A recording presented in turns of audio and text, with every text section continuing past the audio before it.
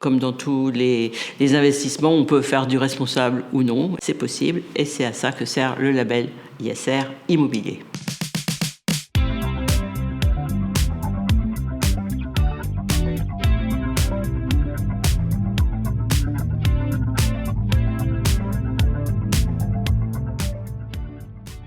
Après 5 ans d'application, le référentiel du label ISR Immobilier évolue. Concrètement, qu'est-ce qui change ?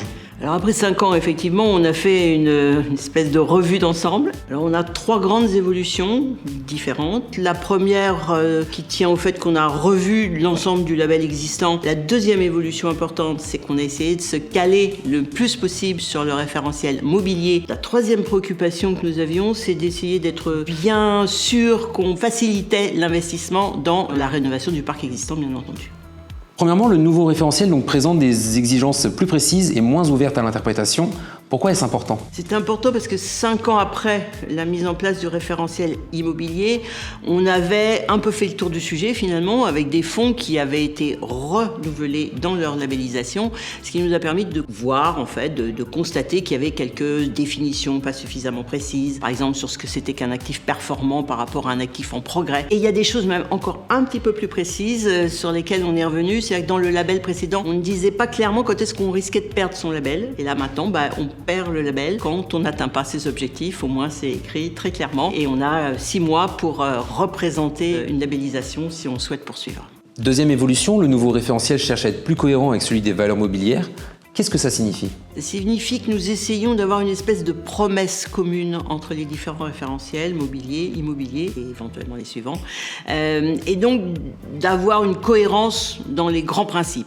Avec la réforme du référentiel mobilier, il y a quand même des évolutions très importantes qui ont marqué ce nouveau référentiel et on a essayé de voir si on pouvait les appliquer ou non. Dans certains cas, c'est pas du tout adapté à l'immobilier, donc on l'a pas fait. Mais dans certains cas, ça l'était. Donc on a quelques grandes innovations, on va dire, mais qui sont en fait tout à fait en cohérence avec le référentiel mobilier. Premier point important, c'est le climat. C'est-à-dire qu'on a considéré, je pense que c'est encore plus vrai dans l'immobilier, qu'aujourd'hui on ne pouvait pas avoir un investissement responsable qui n'avait pas une préoccupation climat et qui n'avait pas un minimum de résultats en termes d'émissions de gaz à effet de serre pour l'immobilier, c'est clair. Donc ça a été augmenté. La performance demandée est supérieure dans le nouveau référentiel immobilier. Deuxième sujet important, innovation, ce sont les exclusions. C'est très important dans le référentiel immobilier. Ça ne l'est pas beaucoup dans le référentiel immobilier parce que les préoccupations sont différentes, mais un actif qui produit un bien exclu des valeurs mobilières, il est exclu aussi du référentiel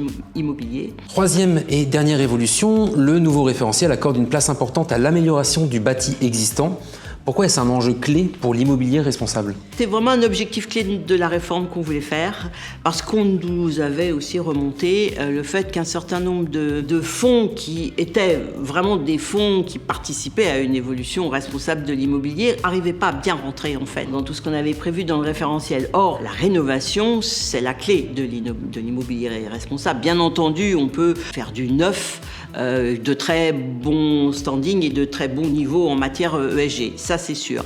Mais on a aujourd'hui 75% du parc français de 2050 qui est déjà construit. L'augmentation du parc neuf, c'est 1% par an. C'est souvent un peu technique, mais les fonds s'y retrouveront, notamment pour faire en sorte qu'on puisse être labellisé même si les actifs n'atteignent pas le niveau du top en fait de ce qu'on peut faire en matière de performance, parce que quand vous prenez un bâti très mauvais en fait et que vous l'amenez à progresser, vous n'allez pas arriver en 3 ans. Je vous rappelle que 3 ans, c'est la durée du cycle de labellisation. Il faut qu'on puisse progresser et montrer qu'on a beaucoup progressé, bien entendu. C'est pas pour ne pas le faire. Donc ça, on a pris des dispositions sur ce point. On a aussi prévu plus explicitement qu'on pouvait faire des projections de progrès de son parc sur des périodes de 3 ans renouvelées, donc d'avoir comme ça un peu allongé finalement la durée du cycle, ce qui était quelque chose qui nous était demandé très souvent. Donc voilà, on a ajusté tout ça. C'est parfois un petit peu compliqué, un peu technique, mais je pense que l'objectif est atteint. Alors maintenant, quelles sont les prochaines étapes pour l'actualisation du référentiel ? Ce que je vous ai décrit, c'est l'étape où nous sommes aujourd'hui, c'est-à-dire le projet que nous allons soumettre à consultation publique, comme nous le faisons régulièrement, et ça va être en juin-juillet. Ensuite, Le calendrier idéal, c'est de récupérer toutes les contributions, nous, de les intégrer, en espérant que ça ne remet pas en cause tout le référentiel. Donc si c'est le cas, on devrait avoir un texte à soumettre au ministre, qui c'est celui qui décide, en octobre. Si c'est nécessaire, si on a des complexités à résoudre, on prendra plus de temps. Ce qu'on veut, c'est avoir le meilleur référentiel possible.